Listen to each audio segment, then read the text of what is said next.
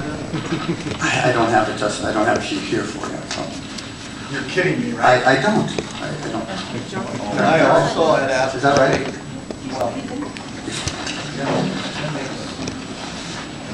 Anybody that'd like to speak, why don't we just go ahead and come on up? Jonathan, this is not your meeting. Why don't you let the Jonathan, our board chair runs. Okay, I'm gonna cut it. I'm gonna cut right in and do it. Mine's short. Yeah. Thing. About 4 weeks ago, I was diagnosed with stage 4 cancer. And my health insurance is the only thing standing between me and catastrophe. I can beat this, but I need your support. And I would like to relinquish my time to John. Thank you.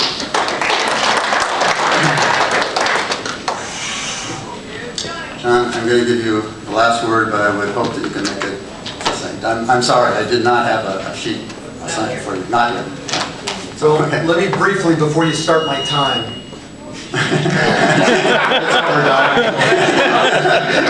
Every month, I have requested to be on the agenda. And every month, I have been denied. The majority of the people standing behind me today are here to speak about union issues. There you go. This is unacceptable. Mr. Levine talked about equity. And it is unfortunate that we are not allowing that forum to take place.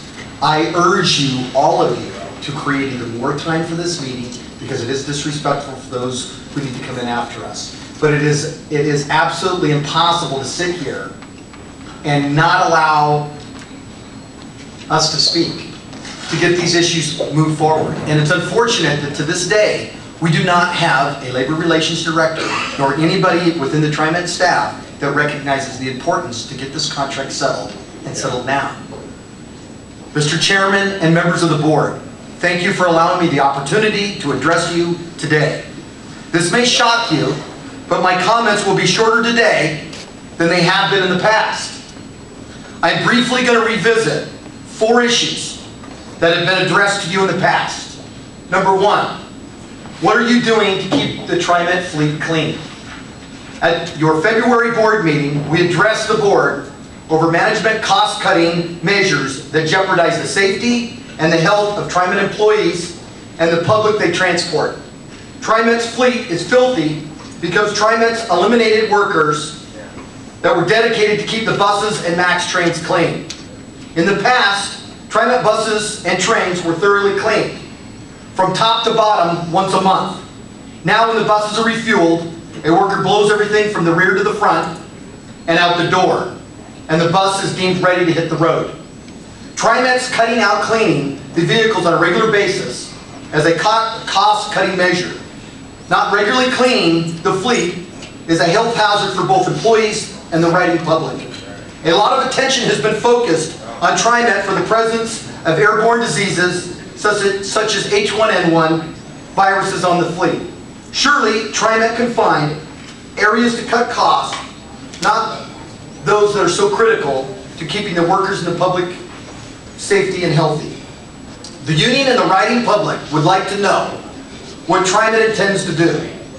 Is TriMet planning to resume regular and thorough cleanings of the TriMet fleet?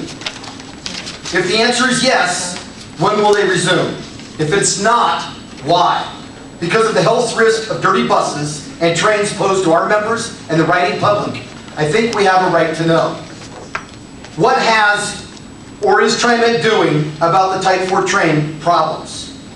As Vice President Sam Schwartz talked about earlier, for the past 2 months at both the January and the February meeting, the union described what we believe is TriMet's failure to recognize the Type 4 light rail train blind spot problem. We provided TriMet management and the TriMet board with substantial information and evidence on this problem. These are very serious matters. We would like to know what TriMet management has done to address these concerns since the union raised the issue in January, and what steps it has taken to further investigate this serious problem. If nothing has been done in response to the union's complaint, can somebody tell me why? I'll move on. Saving taxpayers money by reducing arbitration costs. With the union's commitment to help TriMet reduce unnecessary costs, the union announced last month that it would agree to utilize agreed-upon mediation arbitration, or the collective bargaining agreement's expedited arbitration process, to reduce the current identified 91 grievances that have been identified for arbitration, excluding terminations. TriMet and the union have exchanged letters back and forth, disagreeing exactly how many there are. Who cares about that? At the end of the day, we can decide what those are.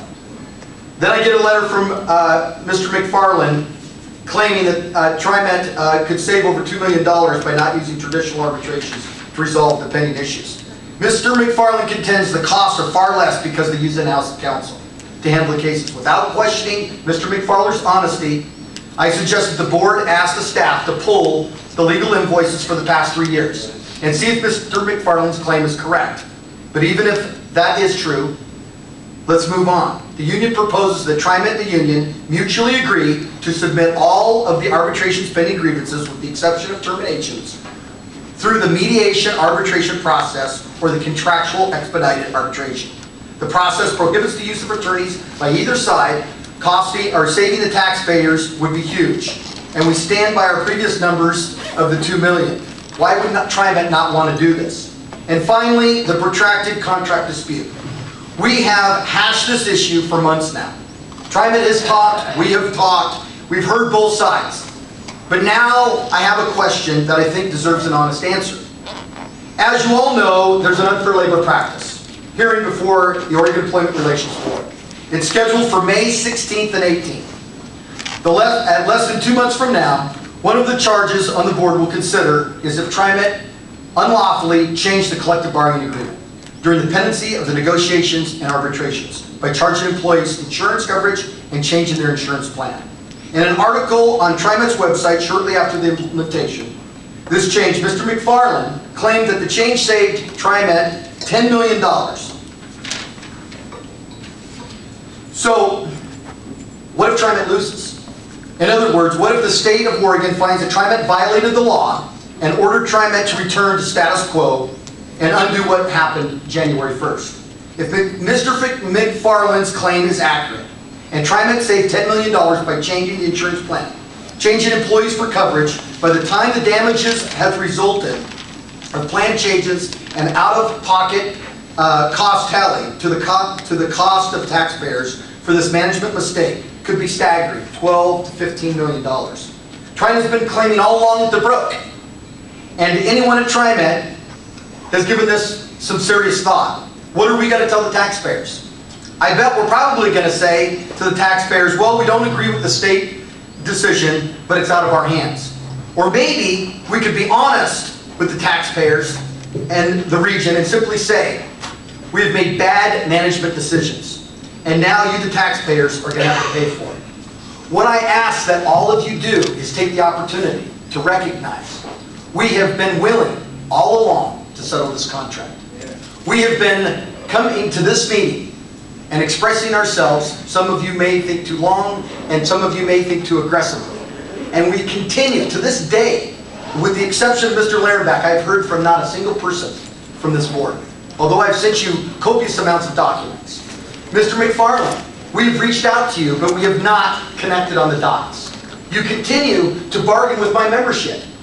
You continue to tell them your side of the story, but you're unwilling to sit down with me and say, how can we resolve this issue? Even though with all of the different contracts out there, all of the issues that are in front of us, you would think that you would take this issue, extremely important, that there would be either yourself or a designee as a labor relations director to try to solve this problem. Why am I here every month? And I will be here every month. And I encourage all of you either to put me on the agenda and or create more time in this, because I value your time as well. And we need to get this settled. But what we continue to hear is I continue to talk, you continue to wait patiently like you're listening, but we have not had any changes. So we're going to go to court, and then we're going to see who's right or wrong. But does that solve the issue? Labor relations is not a win or lose. It's both parties collectively recognizing how we can come together. Nobody is listening to where we're at. As Mr. Levine talked about, we are not being represented. You are not taking the opportunity to listen to what's going on. So I encourage you, I invited you guys to the last mediation. Nobody appeared in front of me. So again, I would ask you to take the opportunity to meet with us. Thank you very much, John, for your testimony. I will say that on behalf of the board, we hope this will be resolved either by negotiation or through arbitration as quickly as possible. But this is not the only forum. Yeah. Well, this is not the only forum. Right. And it shouldn't be the forum where this is negotiated. So I encourage the board to push Mr. McFarland in the right direction and settle the contract. Okay, we're adjourned. Thank you very much.